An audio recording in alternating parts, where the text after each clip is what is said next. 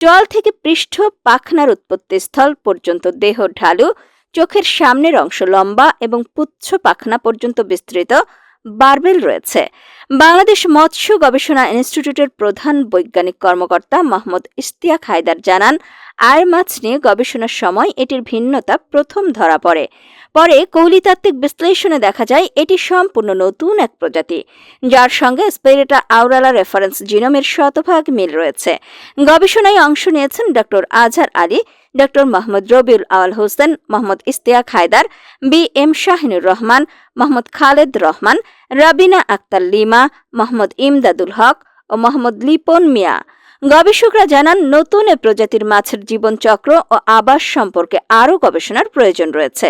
পাশাপাশি বাণিজ্যিক সম্ভাবনার কথা মাথায় রেখে সংরক্ষণের দিকেও গুরুত্ব দেওয়া জরুরি বলে মত দিয়েছেন বিশেষজ্ঞরা।